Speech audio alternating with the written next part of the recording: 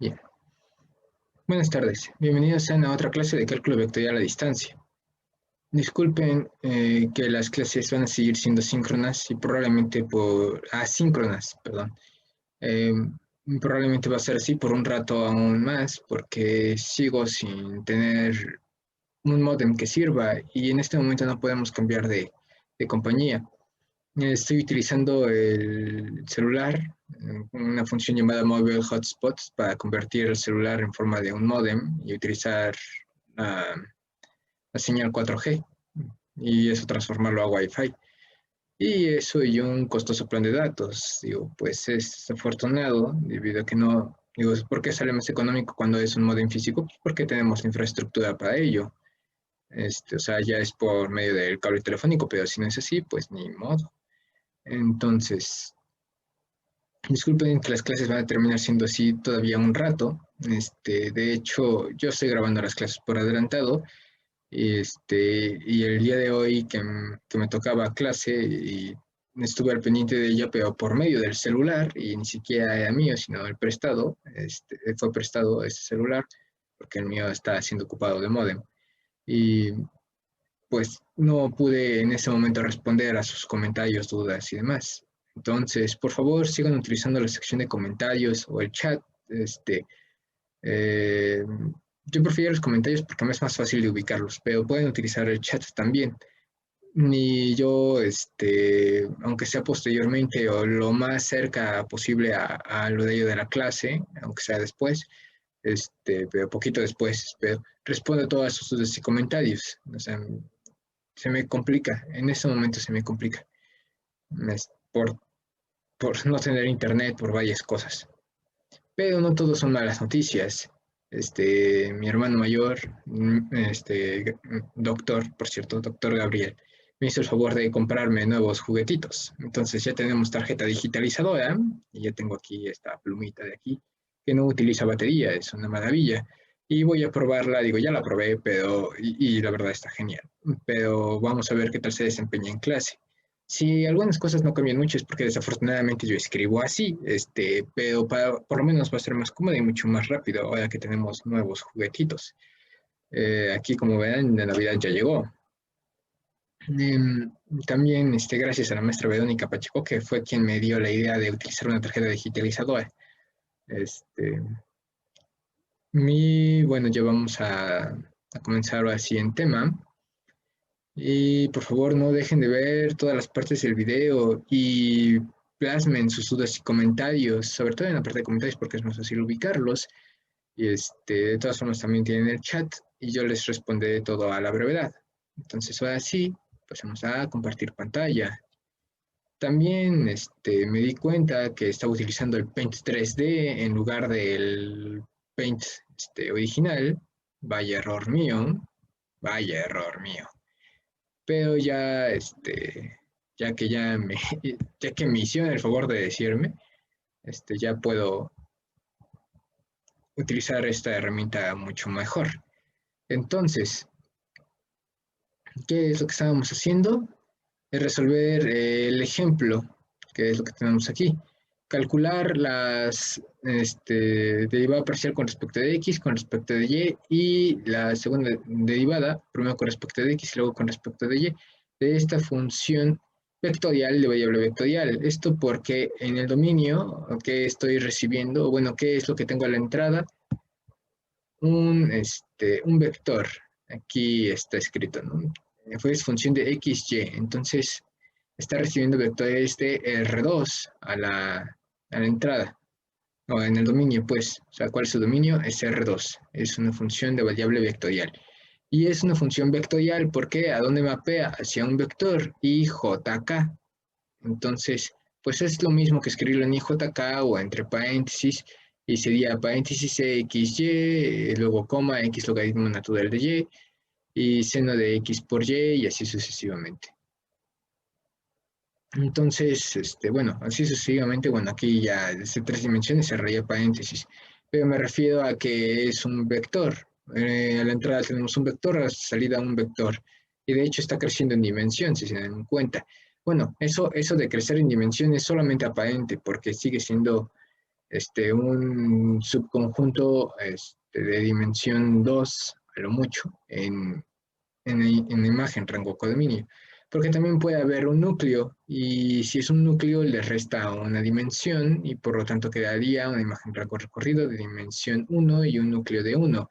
Estoy haciendo notar que todo esto es parte de transformaciones lineales en su materia pasada de álgebra lineal.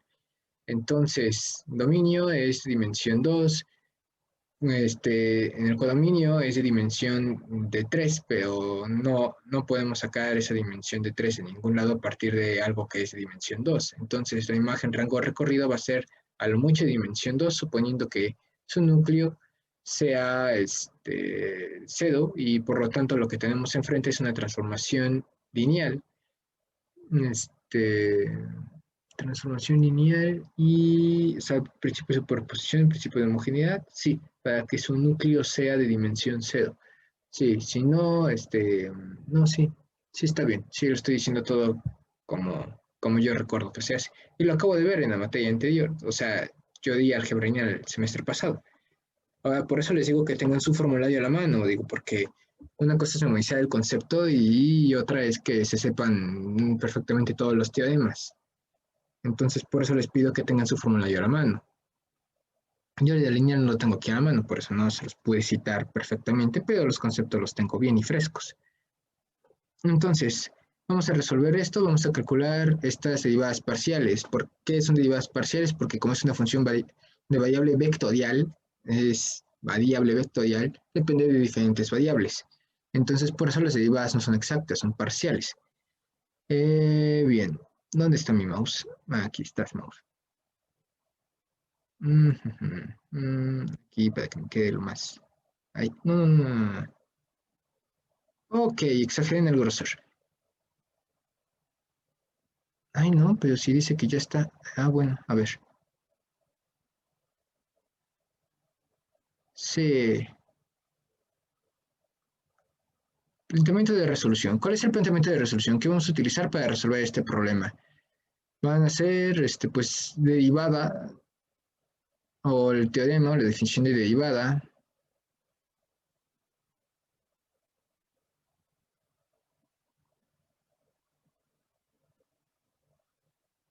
de una función vectorial de variable vectorial.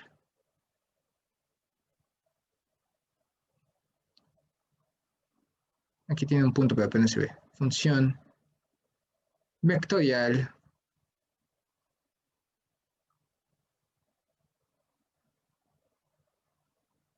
función vectorial de variable vectorial.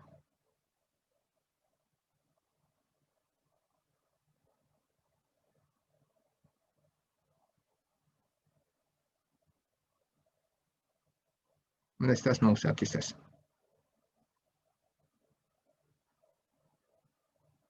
Yo sé que se ve muy pixeleado, pero es porque yo,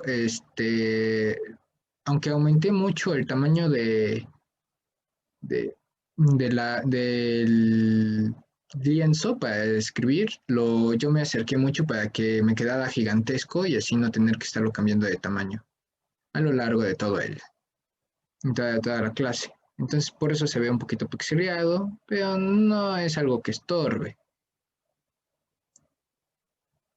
Y ya sé que no se ve muy bonito, pero eso es por cómo yo escribo, pero la verdad es que esta tarjetita es una maravilla.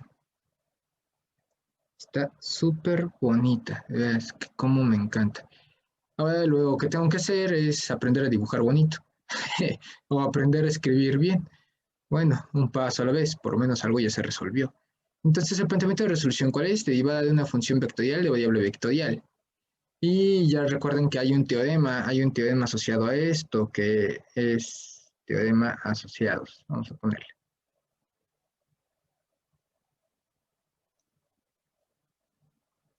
Que vamos a utilizar también los teoremas asociados, que es la fórmula que ya les había dicho en la clase anterior. Teoremas asociados a esta definición y a este cálculo.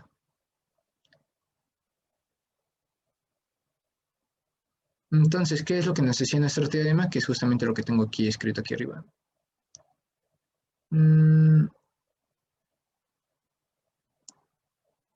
también funciona como mouse, ¿eh? O sea, esto lo estoy haciendo con la tableta digitalizadora. Entonces recuerden que este es el inciso 2 de nuestro teorema, en donde dice que sea una función vectorial de variable vectorial definida por f de r, y, y esto a su vez es función de sus diferentes componentes. O sea, si fuera f1, f2, fm, en nuestro caso de estudio sería componente en X, Y y Z. Si está mapeando hacia R3, pero recuerden que esta es la generalización para dimensión M. Entonces, por eso está planteado en 1, 2 hasta M, pero sería lo mismo. O sea, sería cada una de las componentes el vector hacia donde estamos mapeando. Si nuestro codominio de nuestro ejercicio es hacia R3, entonces sería el equivalente del codominio. Recuerden, cada uno va a tener su propio X y Z. En el codominio sería la componente X, la componente Y y la componente en Z. Entonces, la derivada parcial de mi función vectorial de variable vectorial con respecto a la variable X, y, o sea, se tiene que hacer esto para todas y cada una de las variables del dominio, es igual a nuestro vector y con cada una de sus componentes derivada con respecto a la variable en particular. Entonces, ya sabemos qué hacer. Ay, no, no le piques a donde no le debes de picar. No te quítate tú. Y me abrió mi navegador porque accidentalmente le piqué. No, no me interesa comprar nada. Ah, esto es tener sentido del humor. Entonces, aquí está nuestro ejercicio. Esto luego lo cierro. ¿Dónde está lo que estoy buscando? Aquí está, es Paint. Sí, ahí está. Ok. Entonces, vamos a hacer el cálculo. Para ello vamos a hacer operaciones de desarrollo, vamos a darle un poquito de espacio, tenemos un poquito de espacio, y vamos a hacer el cálculo de la derivada parcial. Sería derivada parcial de mi función f, ay Dios, mi f, con respecto a x.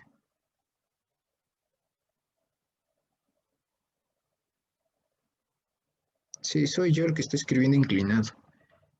Bueno. Entonces, la derivada parcial de la función con respecto de x, ya habíamos dicho que esto es un vector, es una función vectorial de variable vectorial, y la derivada parcial también va a ser un vector, y esto que va a ser igual a la derivada de cada una de sus componentes, con respecto a la variable x, que es lo que me están preguntando. Entonces, derivada de e a la u, indica el primer componente, derivada de e a la u, ¿qué es? Derivada de e a la u es igual a e a la u. Ahí está. No, ok, cada vez escribo peor. Derivada de e a la u es igual a e a la u, por la derivada de u con respecto de x. Entonces, ni modo, vamos a tener que abrir otro paréntesis. Entonces, como es derivada de u, se deriva de x, y con respecto de x, y es una constante en ese momento, entonces extrae diferencial de x entre diferencial de x es igual a 1, 1 por y es y, entonces ya quedó.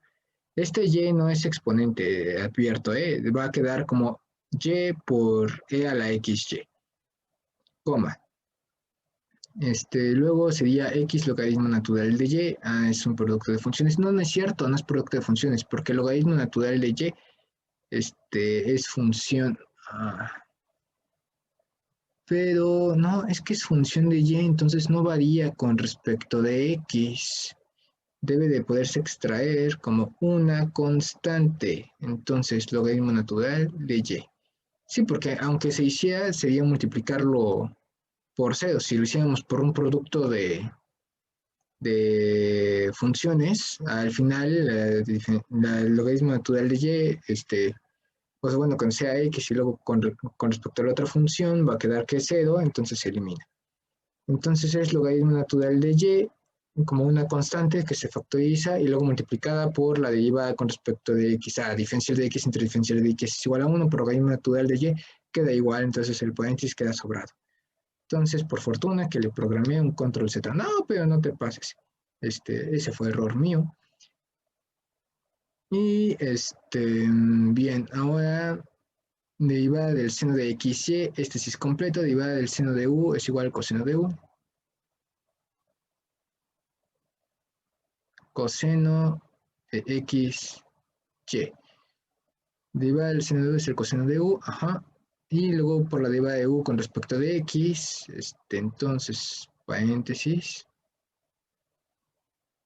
Derivada de xy con respecto de x, y se extrae como una constante por principio de homogeneidad. Diferencial de x entre diferencial de x es igual a 1, multiplicado por todo esto queda igual.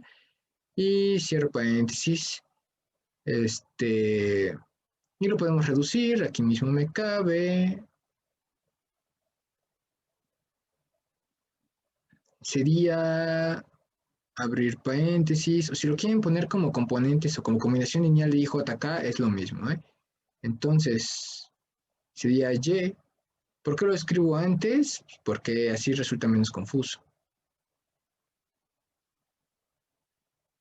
Entonces sería Y por E a la XY, Y por E a la XY, coma, logaritmo natural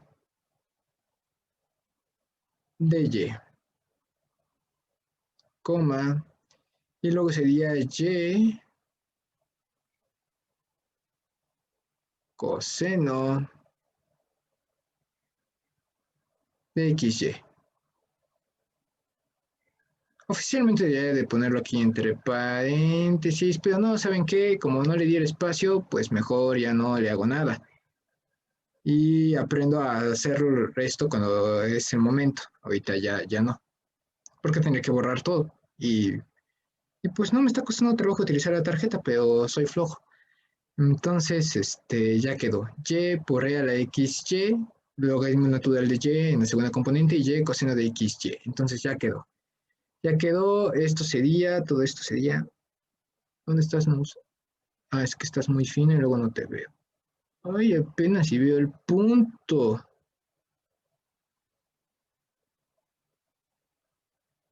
Sería ecuación 1.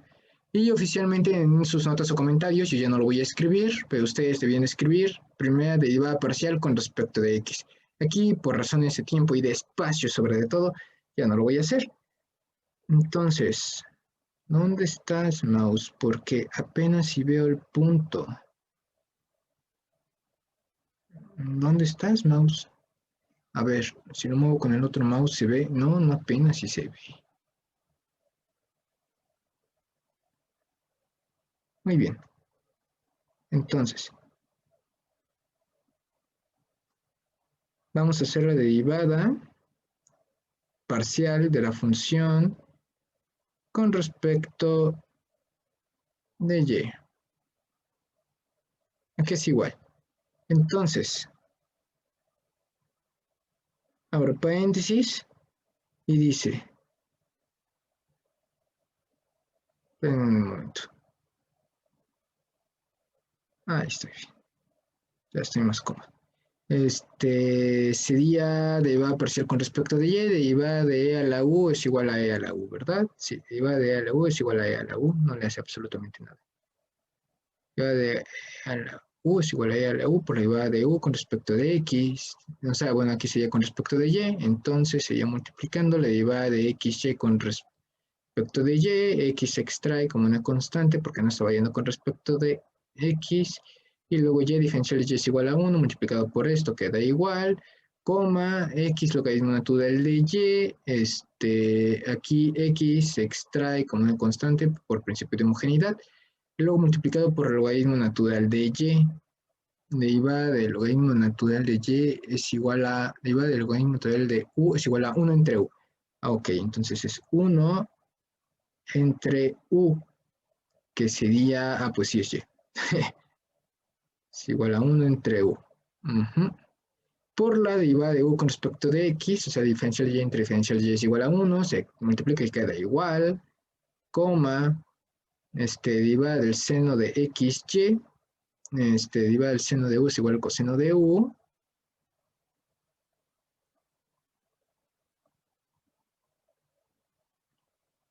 Es un proceso, es aprender a volver a escribir con la tarjeta, pero la verdad es que se me está facilitando mucho. Coseno de u por la derivada de u con respecto de x, derivada de x, y, esa pues extrae x como una constante, diferencial de y entre diferencial de y es igual a 1, y ya quedó, cierro paréntesis, esto a que es igual, abro paréntesis, si es x por a la x, y, x por a la x, y, coma, x por 1 es x, coma, digo coma, con el coma, entre y, coma, coseno, digo, cual primero es x, por coseno de x, ya no le puse paréntesis, xy, cerrado, y esto sería ecuación 2. ¡Qué maravilla de tarjeta! ¿Ya vieron ese 2? Se merece un premio nada más por eso. Se ve muchísimo mejor. ¡Qué bien! Esta tarjeta es una bendición.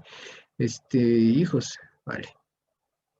Entonces, ahora la derivada, parcial, pero, bueno, sí, a la segunda derivada, pero primero fue con respecto de x y luego con respecto de y. Debe de cumplir el teorema de Schwarz por el tipo de funciones que se están utilizando, entonces no debería de ser problema. Sin embargo, yo creo que lo más sano sería que lo hiciéramos por ambos lados, o sea, por la derivada parcial de x en ecuación 1 y luego la de ecuación 2.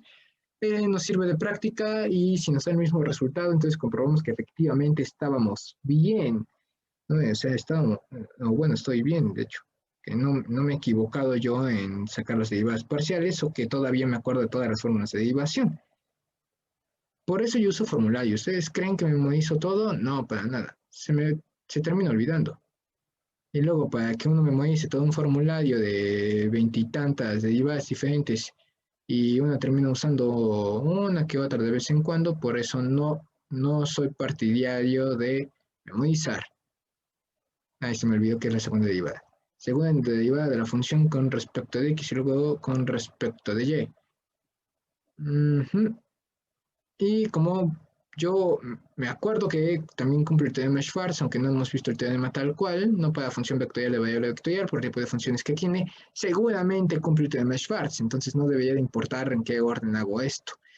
Entonces, vamos a hacerlo con respecto, utilizando la expresión 2, vamos a hacerlo con respecto de x, y sería, abro paréntesis, y va de x a, y esto sí es producto de funciones.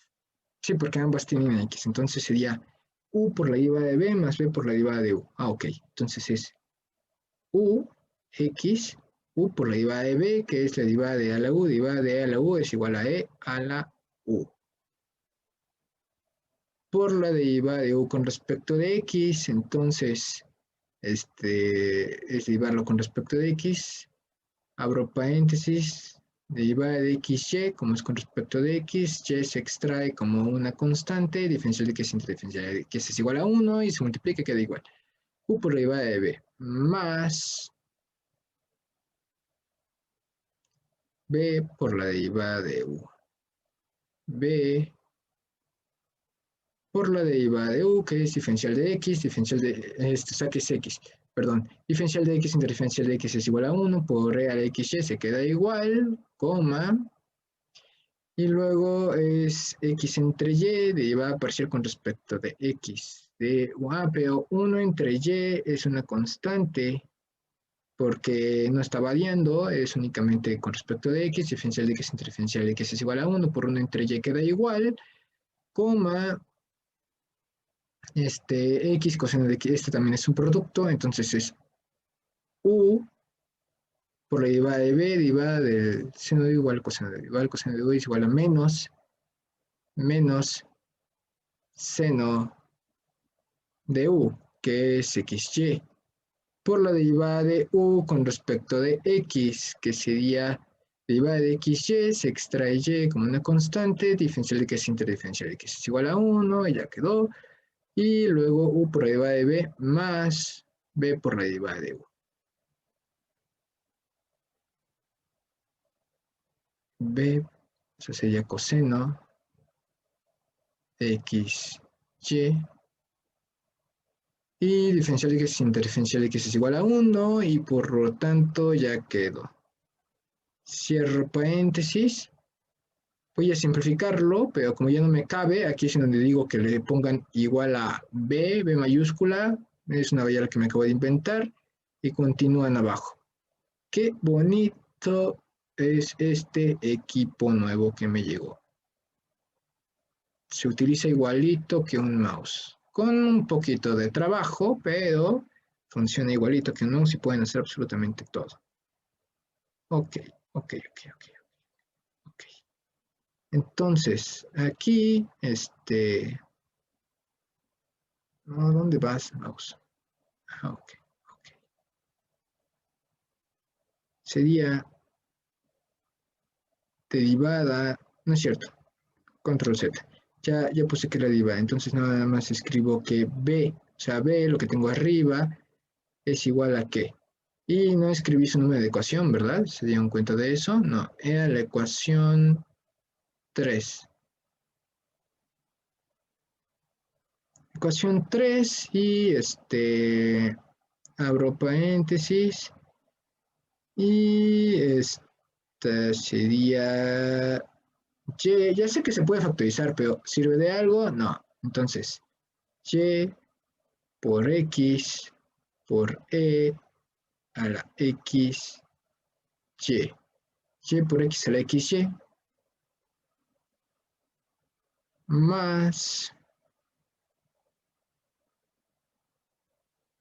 e, ay Dios, e por xy, coma 1 entre y, si se queda igual, coma menos sería xy por seno de xy. Ok, voy a quitar el menos para poner positivo primero. Coseno de xy. Coseno de xy menos x. Y era xy primero. Es xy seno de xy. Sí, coseno de xy ya está, menos xy, seno de xy, seno de xy. Ahí está. Y esta es ecuación 4. Ya quedó. Qué bien se ve. Por lo menos para mi gusto se ve súper bien. Ya sé que se ve pixeleado, pero es porque yo quiero un lienzo gigantesco. Entonces, o lo agrandan hasta el infinito, o dos, ustedes le suben el zoom. Y es lo que yo hice y así me quedó grandotote. Aparte no es tan malo que quede pixeleado ni que fuera la gran cosa. Y ya quedó. Esa ya sería comprobarlo con la ecuación 1. ¿Lo hacemos o es...? Es que debe de cumplir el teorema de Schwarz. Es que cumple el teorema de Schwarz. Entonces nos debe de quedar el mismo resultado. Lo doy por hecho. Lo doy por hecho. Entonces, la ecuación 4 sería ya uno de nuestros resultados junto con la ecuación, ¿cuáles serían? Aquí está. La ecuación 1 sería uno de los resultados, palomita, y la ecuación 2 sería el otro de los resultados. O sea, así ya tendríamos todas las derivadas parciales. La ecuación 1, aquí, ahí está. La ecuación 1 y la ecuación 2 es la derivada parcial con respecto de x, la derivada parcial con respecto de y. Y la ecuación 4 ya sería la derivada parcial con respecto de x y con respecto de y sí cumplen el teorema de Schwarz por las expresiones que lo conforman, son polinómicos, obviamente debe quedar el mismo resultado. Yo les dejo como tarea moral, pues si quieren comprobarlo ahora con la ecuación 2, les debe dar el mismo resultado, a menos que yo me haya equivocado a la hora de derivar, pero debe de ser el mismo resultado. Y con eso ya terminamos los ejercicios. Aquí es en donde yo reportaría en conclusión y escribirían las ecuaciones 1, 2 y 4, eso para concluir. Pero ahorita ya es suficiente, o sea, volver a copiar las expresiones para fines de una clase que tengo que ir un poquito más rápido, ya no conviene. Pero ustedes en una tarea ya lo reportarían. Y podemos continuar.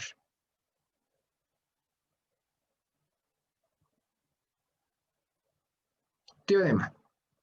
Sean f de Rn y Rm y g de Rn a Rm dos funciones vectoriales derivables con respecto a x1, x2 y xn, entonces dos puntos y aparte, o sea, tenemos dos funciones f y g que tienen el mismo dominio. Pauso a mouse normal, pero qué bonita está la tableta. Ya cuando sean los ejercicios va a estar mucho mejor. ¿Qué tenemos aquí? F de Rn a Rm y G de Rn a Rm. ¿Qué tienen en común? Es el mismo dominio y el mismo codominio, pero bajo reglas de correspondencia diferentes. Una es F y otra es G.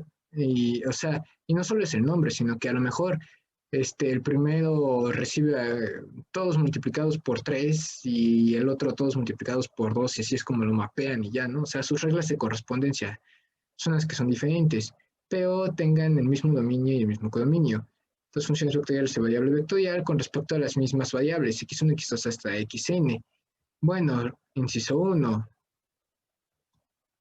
La derivada parcial con respecto a cualquiera de sus variables x, y, o sea, de x1 hasta xn, de k por f más g es igual a k por la derivada parcial con respecto de xy más la derivada parcial con respecto de xy. Y esto para cualquier k que pertenezca a los reales. ¿Qué es k? Es un número escalar.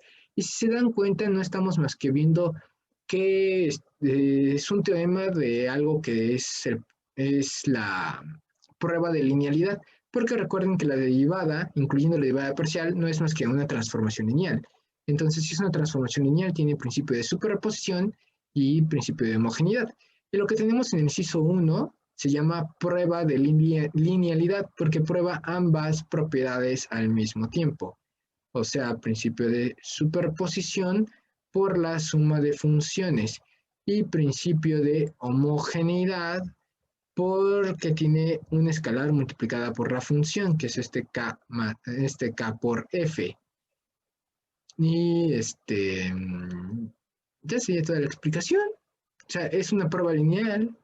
La prueba lineal obviamente la pasa, o sea, si cumple, y en automático se vuelve el inciso 1 del teorema, en donde dice si tiene varias funciones que se están sumando, o sea, vaya, un tipo de operaciones se van a sacar la derivada parcial de funciones vectoriales de variable vectorial que se están sumando y una de ellas multiplicando por un escalar, pues nada más aplican el principio de homogeneidad para el que está multiplicando por el escalar y el principio de superposición para los dos que se están sumando. Y eso es todo. O sea, es una prueba lineal. Pues sí, las derivadas, incluyendo derivadas parciales, son una transformación lineal. Entonces no debía de sorprendernos. Pero el tener el teorema nos da certeza de que efectivamente podemos seguir haciendo las cosas como hasta ahora lo hemos hecho. Derivada parcial con respecto a cualquiera de las variables de f por g. Y que tenemos, pues es la mismita regla de derivación aplicada a funciones vectoriales de variable vectorial. O sea, ¿cómo era la derivada parcial de la multiplicación de dos funciones? U por la derivada de b más b por la derivada de u. Y si las funciones son funciones vectoriales de variable vectorial, también aplica. Si se dan cuenta, es u por la derivada de b más b por la derivada de u. Lo único que sí tenemos que hacer hincapié es que en un principio no son conmutativas, no son conmutativas. Entonces tenemos que poner atención en la forma en la que se escriben y se operan, porque efectivamente este producto, estos puntos de aquí, no son el producto de siempre que hemos siempre utilizado. Este producto de aquí son productos escalares entre vectores, porque ¿qué es lo que tenemos en los recuadros verdes? Son dos funciones vectoriales de variable vectorial. Vectoriales, son funciones vectoriales, entonces el producto entre ellas no es como un escalar y multiplicando cada una de sus componentes, no. O sea, tenemos aquí la multiplicación de dos vectores. Y necesitamos para ello el producto punto. Ya sé que el producto punto sí tiene conmutatividad, pero en un principio, por las características de que es una función vectorial de variable vectorial, y que pueden tener más formas que únicamente la geométrica, y se está utilizando el producto punto. El producto en punto, recuerden que es un producto interno. Esto en álgebra lineal, y hay muchos productos internos. Entonces, nos atenemos a todo eso, a todas las consecuencias que puede acarrear eso. Entonces, tal cual se lee y se aplica, es como está escrito. Es el producto punto y no es conmutativo. En un principio no es conmutativo. Entonces, va a ser la derivada parcial de la primera función, producto escalar por la segunda, más la primera función, producto punto, la derivada parcial de la segunda función. Y ya. Pero si se dan cuenta, sigue siendo la misma regla. U por la derivada de B más B por la derivada de U. Eso nada más sería alterar el orden de lo que estoy diciendo, o sea, intercambiar los cuadritos verdes, porque en la suma que tienen aquí en medio entre vectores, esta sí es conmutativa, esta no hay ningún problema, y sigue siendo la misma regla, pero aplicada a funciones vectoriales de variable vectorial, y lo cual es una bendición. O sea, es una generalización de todo lo que hemos visto hasta ahora, ¿de acuerdo? Cada vez que ustedes toman una nueva materia de matemáticas, resulta que todo lo que vieron antes no es más que un caso particular de algo mucho más grande. Álgebra lineal es ejemplo de eso. No van a aprender ustedes cosas nuevas en álgebra lineal, van a aprender la generalización de todo lo que ya habían visto antes. Ahora, inciso 3. La derivada parcial con respecto a mi variable x y de un producto cruz, y aguas con este sí no es conmutativo, pero ni de relajos. El producto escalar, como un producto interno, le estoy diciendo que lo vamos a tomar con reservas, pero el producto vectorial no, y está limitado para únicamente funciones de tipo de R3 en el codominio, o sea, mapea dimensión 3 para que queden vectores al final de dimensión 3 y se pueden operar con el producto cruz. Si no son de dimensión 3, no está el producto cruz definido para otra cosa que no sea producto 3, digo, de dimensión 3. Entonces, simplemente no pueden hacer la operación. Simplemente no existe, no hay regla de correspondencia, no hay manera. O bueno, a lo mejor en un libro de texto de matemáticas, pero de verdaderamente de matemáticas, de carrera matemáticos, sí ha de haber productos escalares y otras cosas más definidas, pero nosotros no las utilizamos, para bien o para mal, y por lo tanto no son parte de nuestras preocupaciones en este momento. Bien, continuamos. Entonces, es la derivada parcial de f cruz g, y otra vez es la misma regla, u por la derivada de b más b por la derivada de u. Nada más que aquí es tener cuidado de que los productos vectoriales no son conmutativos, y de ahí en fuera es la misma regla, nada más tener cuidado que son productos cruz. Y estas sí son conmutativas con respecto a la suma, entonces por eso no está mal que lo memoricen así como U por la derivada de B y B por la derivada de U, o sea, nada más se intercambian los cuadritos verdes y ya. Y nada más es un producto cruz y que no es conmutativo. Y ya con eso concluimos el tema 2.2, entramos a 2.3, que son ecuación vectorial de una curva.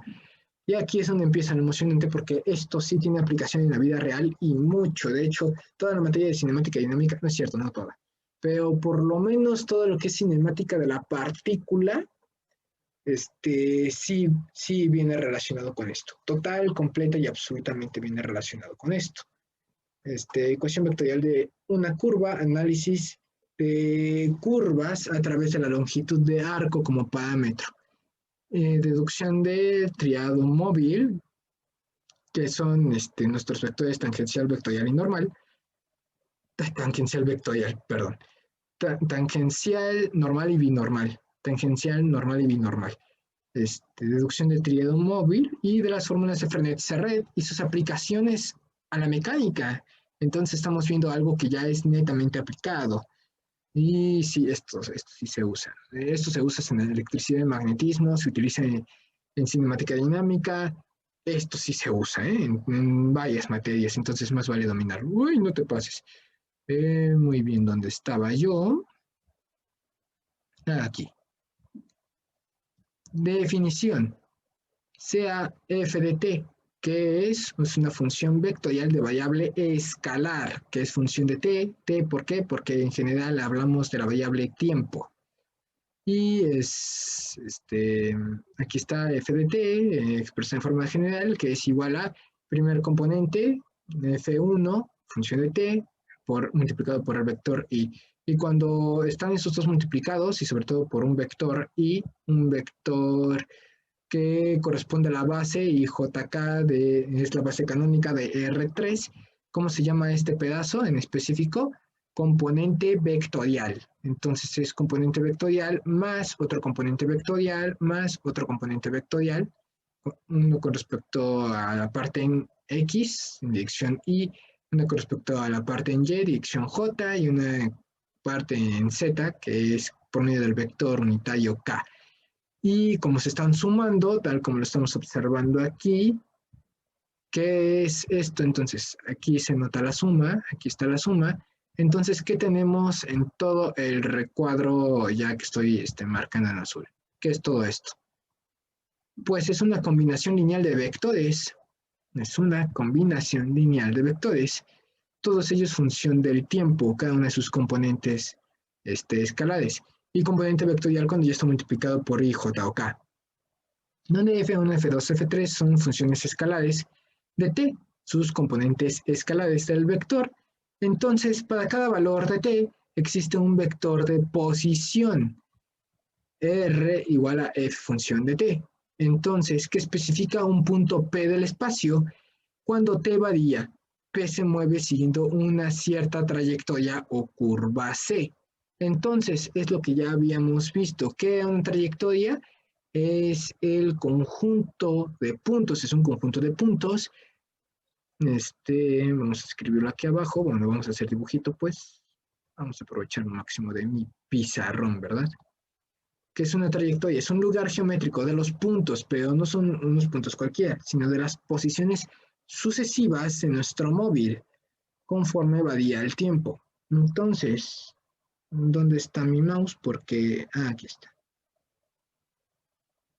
No, y es que esto está tan pequeñito, está pero tan pequeñito, que apenas si se ve, bueno, o sea, sí, apenas si se ve.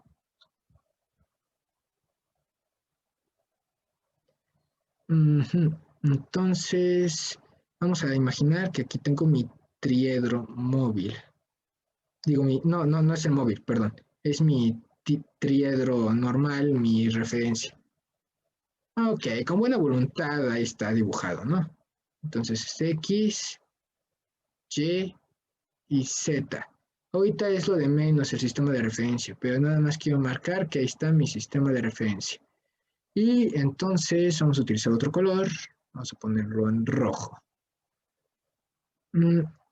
Vamos a ver, para un tiempo t igual a 0, vamos a decir que ahora no parte del origen, estaba ocupando esta posición inicial. Luego para t igual a 1, ocupa esta posición, mi móvil, para t igual a 2, para t igual a 3 y para t igual a 4. Entonces, para diferentes tiempos está ocupando estas posiciones. Y estas posiciones, ¿cómo las vamos a encontrar o cómo es que están referenciadas? Por medio de un vector de posición. ¿Qué es un vector de posición? Un vector que parte del origen al punto. Ahí está. Ya sé que es la de t igual a un segundo, pero bueno, o sea, no pasa nada. O sea, quería hacer el vector de posición de todos y cada uno de mis puntos. Todos y cada uno de estos puntos tiene su propio vector de posición que hace referencia a este punto, o en este punto 1, porque es cuando t igual a 1, o 1, 2, 3, o este punto 3, porque era cuando t igual a 3. Estos puntos geométricos que son las posiciones sucesivas que va tomando mi móvil con respecto a mi punto, a mi centro de referencia, bueno, mi mis ejes coordenados y conforme a la variación de mi variable t, que es el tiempo, y que dibujan, si nosotros unimos estos puntos, dibujan esta trayectoria, o sea, ya considerando fracciones de t. Ya sé que no está perfectamente dibujado, pero todo esto azul, es realmente la trayectoria, que es el lugar geométrico de los puntos, de las posiciones sucesivas que va tomando mi móvil con respecto al avance del tiempo. Esto sería mi trayectoria. Bien, y ahora ya podemos continuar con nuestras definiciones. Mouse, no te veo. Aquí estás, Mouse. Definición. Sea f de t una función vectorial de variable escalar t, donde los dos puntos de la curva se obtienen mediante f de t y f de t más delta t, o sea, estamos hablando que tiene una variación del tiempo. Entonces, f de t más delta t menos f de t, esto dividido o con respecto a un delta de tiempo, es un vector secante a la curva y por lo tanto su derivada con respecto de t es igual al límite cuando el delta de tiempo tiende a cero de mi diferencia de f de t más delta t y mi f de t entre mi delta de t. Es un vector tangente a la curva c en el punto ft que apunta en el sentido en el cual se está trazando la curva al ir aumentando el tiempo, o sea, t, la variable t. Un punto P0 igual a f de t evaluada en t0 es igual a f de 1 evaluada en t0, f de 2 evaluada en t0, f de 3 evaluada en t0. De una curva se llama punto singular si la derivada evaluada en ese punto es igual a 0 o no existe. De otro modo se llama punto no singular. La dirección de la curva C en el espacio R3 en un punto no singular P se tomará como la del vector tangente a C en P. Muy bien, vamos a hacer la traducción gráfica de todo esto que se está diciendo. Voy a hacer otra trayectoria, ya sin coordenada o bueno, sin mi centro de mis ejes coordenados, mi sistema de referencia, como sea que le llamen. Vamos a trazar nosotros una trayectoria por acá, ahora en gris. ¿Cómo la podría hacer para que quepa todo? Vale, lo mejor es que sea una curva amplia, lo más amplia que se pueda. Vamos a pensar que está por aquí así. Entonces esto es mi trayectoria, es una trayectoria. Mi móvil se está moviendo en estas posiciones sucesivas que describen esta trayectoria. Y vamos a decir que aquí tengo mi origen. Eso es lo único que voy a poner. Aquí tengo mi origen. Y entonces, vamos a cambiar de color. Aquí en este punto, que es cuando t es igual a un cierto tiempo. Es el vector de posición el que vamos a trazar de aquí a acá y es para un cierto tiempo. O sea, este punto azul es la ubicación de mi móvil en un cierto tiempo, en un t igual a a, por decirlo así. Cuando t igual a a, estoy en esta posición y obtengo este vector de posición que me da la ubicación de este punto a lo largo de la trayectoria que yo estoy escribiendo. Entonces, es cuando t igual a a, un punto. Luego ocurre un delta de tiempo. Entonces, vamos a tomar ahorita un delta de tiempo muy grande. Vamos a poner un punto por acá. Y este es para cuando t igual a b. O sea, otro valor donde b es más grande que a. Y obtenemos el siguiente vector de posición. Ya sé que no me quedó perfecto, pero para fines prácticos está bien. Entonces ahí está el vector de posición de mi segundo punto para un tiempo superior al t igual a a que yo tenía escrito aquí. Y ahora nosotros vamos a unir por medio de este vector, apenas si se ve, es que está nublado. Vamos a hacer algo que sea llamativo. En naranja, creo que se alcanzará a ver en naranja. En naranja, aquí está. Lo remarco. Si no le subo de plano el grosor, vamos a subir el grosor. Vamos a subir el grosor. A ver qué tanto pinta. Ok, ahí está. Como una voluntad es una línea recta, ¿verdad? Ya el siguiente paso es que me traiga una regla y haga así mis dibujos sobre la tarjeta digitalizadora. Entonces, ya cambio de grosor al que estaba. ¿Qué es esto naranja? Es un vector secante porque está cortando a mi curva, a mi trayectoria en dos puntos. ¿Y qué dirección tiene? En la dirección en la que evoluciona la curva. Yo aquí le puse una flecha. En esta dirección está evolucionando la curva con respecto al avance del tiempo. Este es un vector secante. Esta va a ser una variación. Si este es para este vector es f para un cierto t, y estoy hablando de un delta de t muy grande, ¿verdad? Entonces, el siguiente vector va a ser función de t más un delta de tiempo. O sea, después de un cierto delta de tiempo, lo evaluamos y ¿qué obtenemos? A este f más delta de t. Y este de aquí es un vector secante. ¿Y cómo lo obtenemos? ¿Cómo se puede obtener? Regla del paralelogramo, ¿no? Pero aquí ya nos están sumando los vectores. Entonces, en lugar de trasladar aquí y aquí los otros dos vectores, o sea, proyectarlos, lo que vamos a hacer es una resta y sacar la diagonal contraria. Y es destino, bueno, se lo dije, ¿hacia dónde llega? Hacia f de t más un delta t.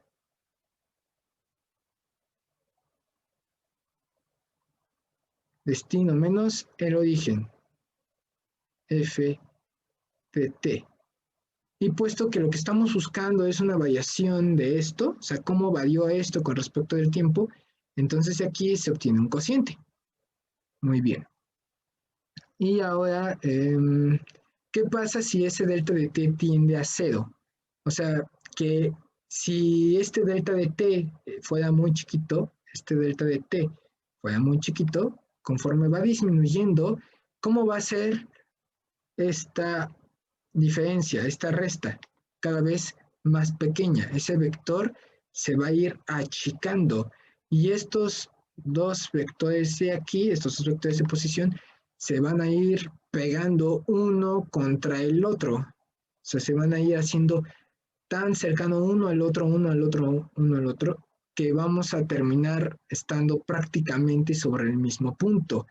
Entonces, cuando esta variación es muy pequeñita, algo así como tiende a cero, tiende a ser instantáneo, ¿qué es lo que obtenemos? Una variación instantánea de las posiciones.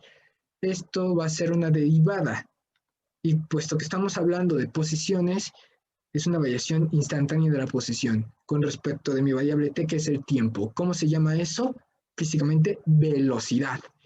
Entonces, van a calcular la velocidad como un vector que es tangente a la trayectoria, se lo toca en un solo punto, por eso vamos a hablar de velocidades tangenciales, y su dirección va con respecto a cómo va evolucionando, o en la dirección en la que evoluciona mi curva, y esa es la que ustedes ven que ya marqué, que está aquí. Entonces, en esa dirección debe de estar el vector tangente. Voy a tener que borrar la expresión para dibujar, ya ni modo, para dibujar mi vector tangente. Paso a pincel. ¿De qué color? ¿De qué color se notaría? Saber café, ya ni modo. Y eso que tengo una paleta de colores, y me estoy peleando por eso. Muy bien, entonces un vector tangente. A ver si me sale. Sería, vamos a cambiar el grosor a esto. si la variación es instantánea,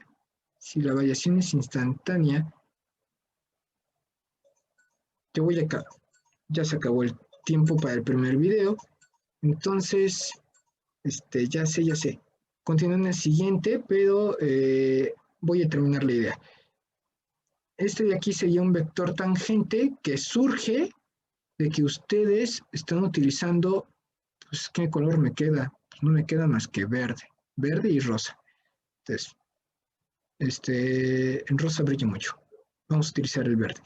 Si el delta de tiempo se hace muy chiquito, su vector de posición de cuando es un delta de tiempo, o sea, f de t más delta t, con un delta de t que tiende a cero, vamos a ponerlo así, f de t más delta t, sabiendo que este delta de t tiende a cero,